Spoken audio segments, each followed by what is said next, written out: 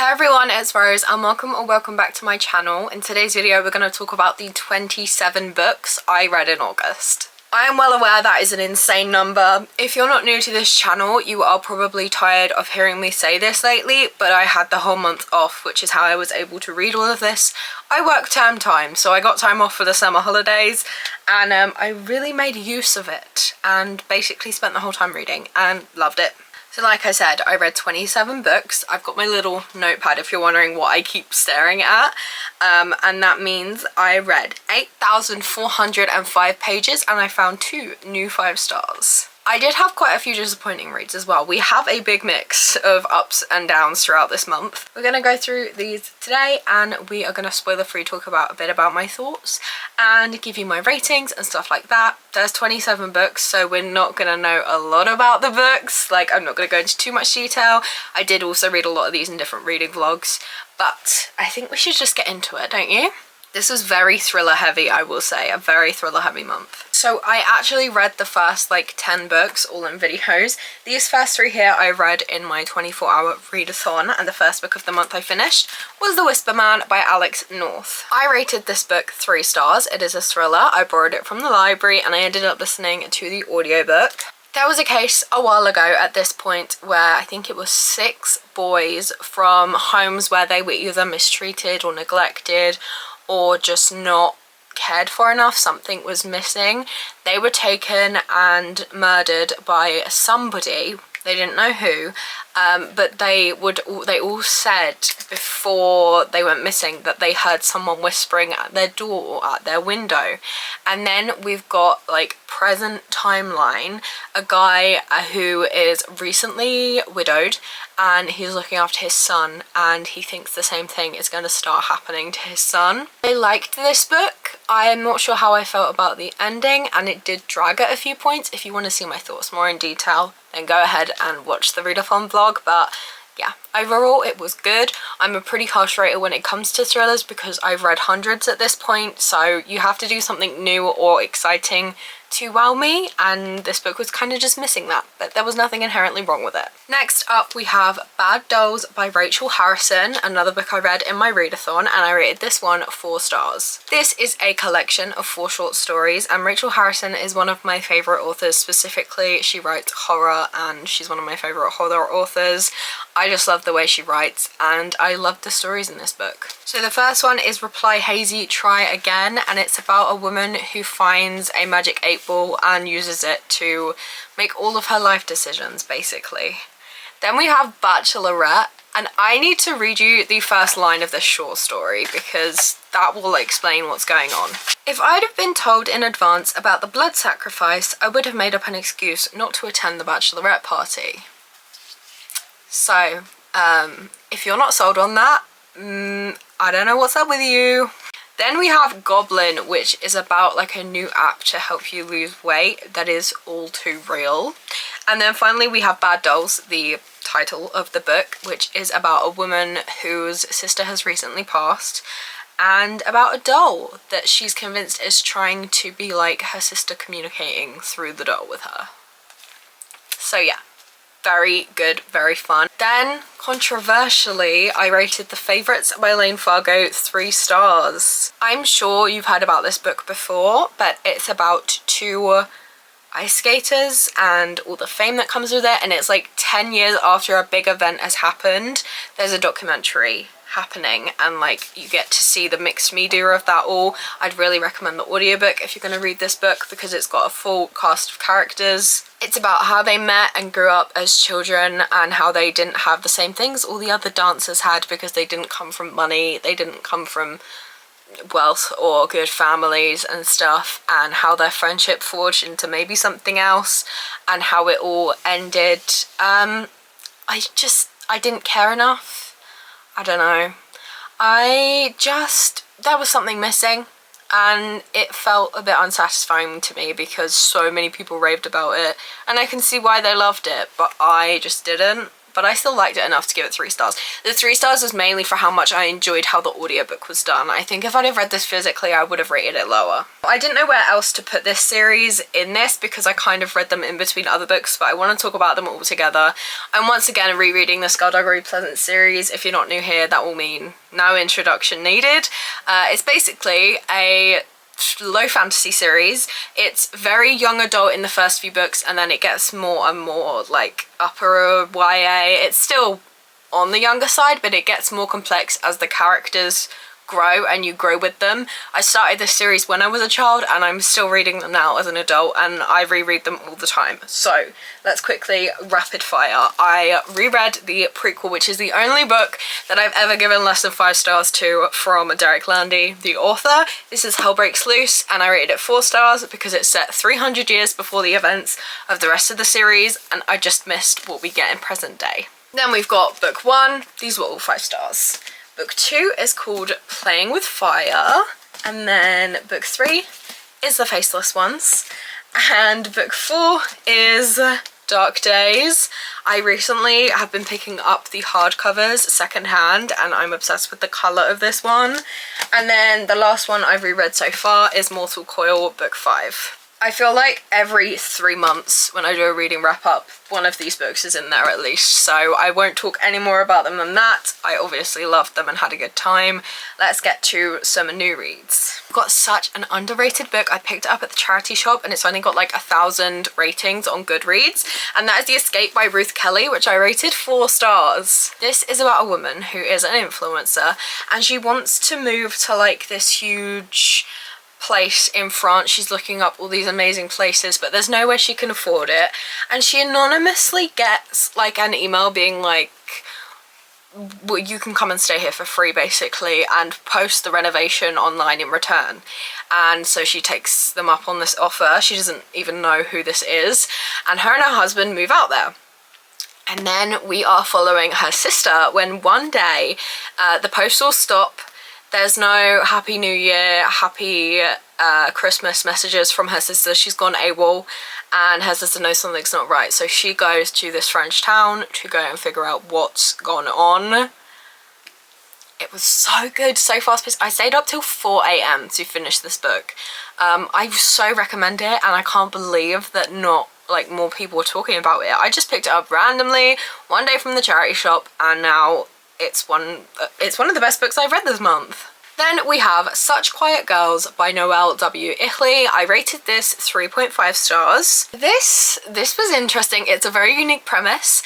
It is about a like daycare, and the woman who is the like bus driver for this daycare, she ends up she takes directions as she thinks she's supposed to, and basically it ends up getting hijacked. All the people in this bus get kidnapped and put in this like underground container, and the people who have kidnapped them are gonna demand like a ransom, but like as time is running out, the air is running out, and it is so claustrophobic. It's also I really didn't like that we were reading from the kids' perspectives because I felt bad for them, but I also didn't feel connected enough to them that I was getting emotional about it. So like it was a very weird, I don't really know how to explain, but the ending is what pushed it from a 3 to a 3.5, I will say. I really liked the ending. Oh, another really underrated one that has like only 1,000 or so ratings. This is The Tradwife Secret by Leanne Child, which I rated 4 stars. Okay, I can't tell you much because the reveals were absolutely insane. Okay. We are following this woman who posts online about being a tradwife. She's got millions of followers, it funds her lifestyle, but the whole thing's a lie. And we are following this woman who gets hired to be like a nanny for the kids and kind of tutor them and stuff. And so we're getting to see what the life is like behind the camera and just how much she is lying to like the outside world. There's so much more to it than that. This book is absolutely insane, and I can't stop thinking about it even now. Then we have a 5-star read, an unexpected 5-star read in the form of The Grace Year by Kim Liggett. The ending of this book haunts me. It made me cry. It made me feel hollow inside. So this is like dystopian. And when girls turn 16, they have this magic that can lure men away, and they have power over men, and they're temptresses. So they have their grace year when they turn 16, where they are all, once a year, everyone's who's 16, goes away into the forest for a year to rid them of their magic. And we're following this year's grace year people. And then when they come back, they're like married off because they're now pure and have no magic to harm the men. And I could get teary-eyed just thinking about this book. It is so good. It is haunting. It is tense. It is emotional. And I would recommend to everyone. Then we have The Island by Adrian McKenzie, which I rated 3 stars. This is another claustrophobic read. This is following a woman who has newly married this guy, and he's got children, and so she's trying to like connect with them. So they decide to go to Australia on this holiday because he's got a conference, so it makes sense that they all go together and then they can hang out in the day and she can bond with them while he's at this conference. And then they take a trip to an island and they witness a crime. And the people on the island don't want them to leave because then they could go and tell the police what happened. And this island is like a lawless place. Like, they don't get police involved. There's only like 25 inhabitants and they're all like family and stuff. It's very tense and very like gruesome at times, very dark. I did like it. I did see the twist with the dad coming the whole time. If you know, you know. Like, I think it was supposed to be one that you'd already figured out, but then that kind of meant, oh, this wasn't really a twist because I had figured it out, and it was kind of lackluster. I kind of thought it was worse than it really was. It was good though. We have a book that emotionally damaged me, Miss Karen Slaughter. What did you do? This is Skin Privilege, the 6th and final book in the Grant County series. This is like a crime series and each one follows like a different murder case or like big dark case, multiple murders or whatever. But you also have characters throughout it and you get there. I'm getting so mad thinking about it. The ending pushed this from a 2 to a 3. I was very bored at a lot of points in this book. It's over 500 pages and it really didn't need to be. However, the ending bumped it up a star because I was absolutely outraged that she did that. And it made me feel something, which means objectively it's good writing, so I pushed it up. But I absolutely hated the ending, but I gave it 3 stars because I hated it that much that I was like, damn, she wrote that good. You know? This is evil. This is emotional damage. Don't read the last 20 pages of this. Don't do it. Just leave it.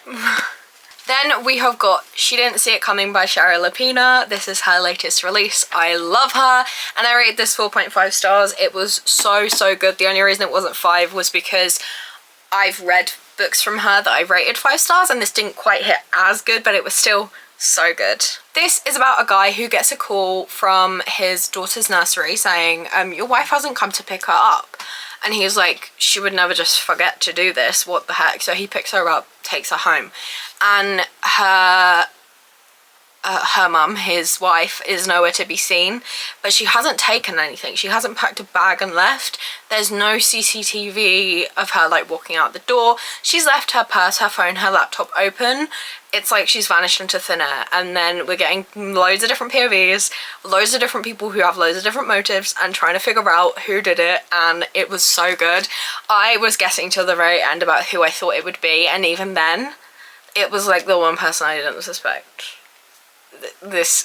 She did good. She did so good. Then me and Ellen buddy read When You Disappeared by John Mars, which I rated 2 stars. I have never hated a main character more than I hated this man.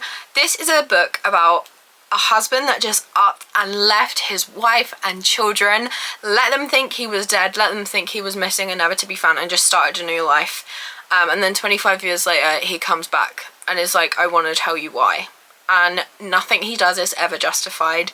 His sense of like entitlement is absolutely insane. After like 3 months of being away, he was like, I never think about my kids anymore. I've forgotten their birthdays. What do you mean? Whatever you like, regardless of, okay, your wife, like I was thinking, okay, what the hell could have happened between them in their marriage? Regardless, your children are innocent.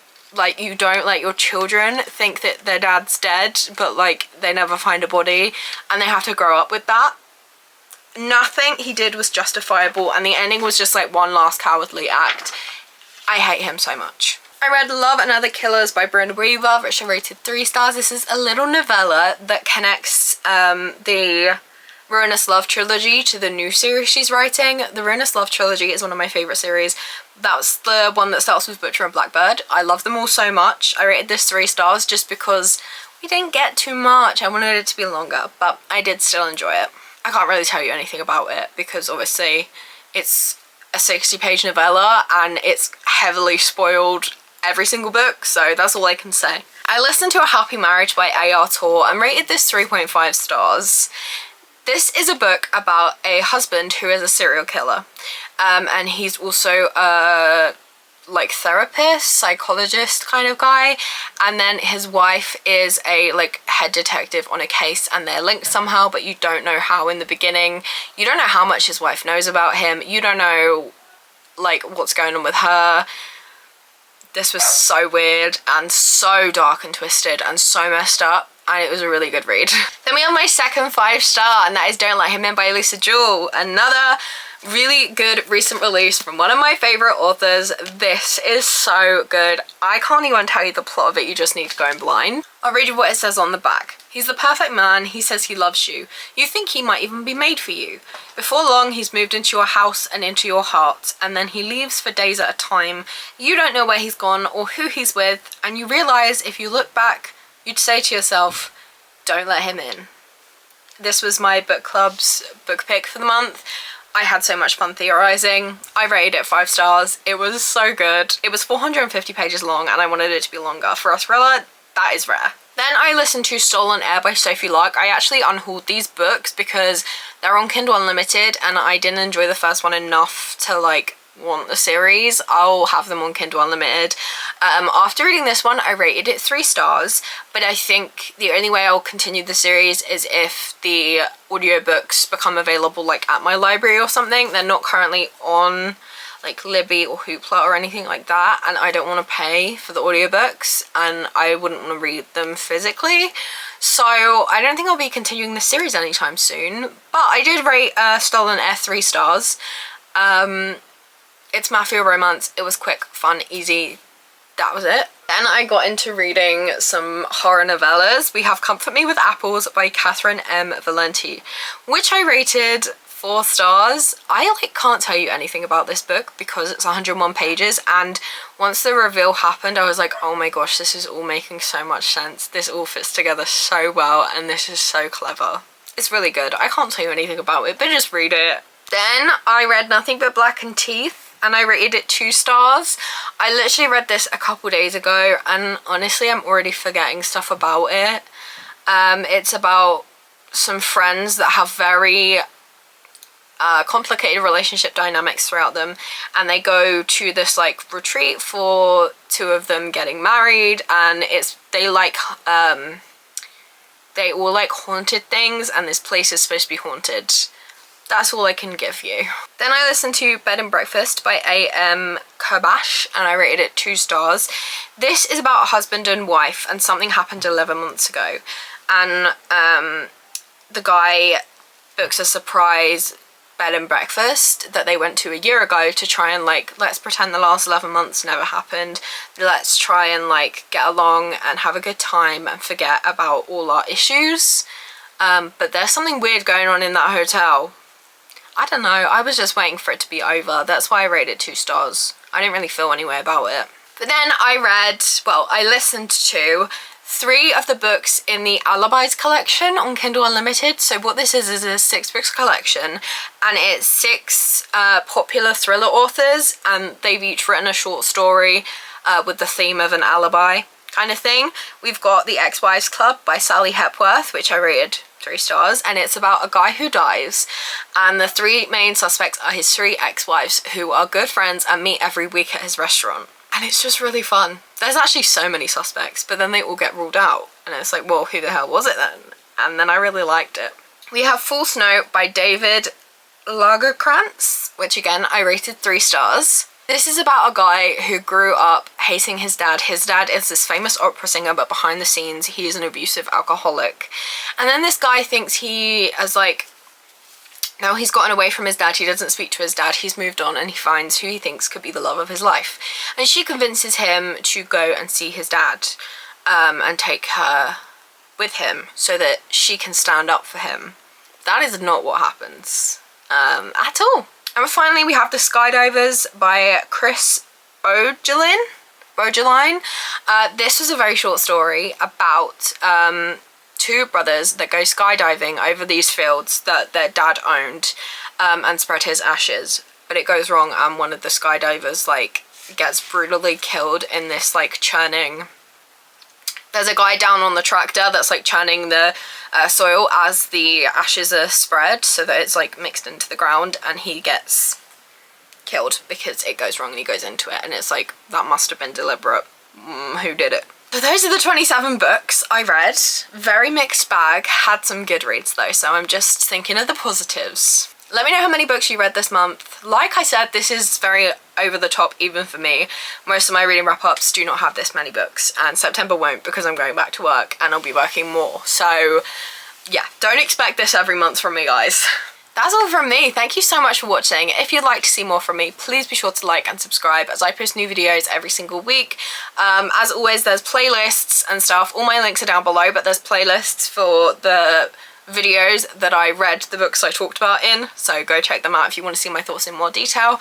But that's all from me. I hope you have a lovely day and I will see you in another video. Bye!